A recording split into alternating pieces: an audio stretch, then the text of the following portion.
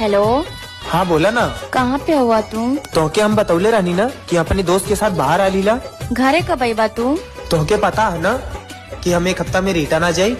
जब तक तू आईबा तब तक हमके तू खो चुकल होगा। देखा ये गोल गोल बात हमके मत घुमावा, सीधा सीधा बतावा का भइल है। हम दोनों को पापा फोटो और शेयर दोनों देख लेना और हमार शादी भी फिक्स कर देलन।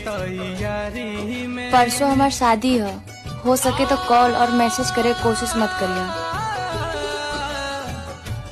हम तोके कॉल ए माले कैले ही तोके कुछ बाहर से कुछ पता न चले। हम तोहके दुल्हन की जोड़ा में देखल चाहता नहीं है। का तोहरे शादी के दिन हम आ सकीला? हम तो उसे नजर ना मिला पाए।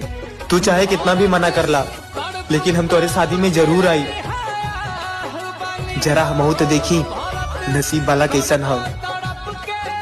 हमके और हमारे बात के भले तू भुला जा, लेकिन हम तोहके हमेशा याद रखब।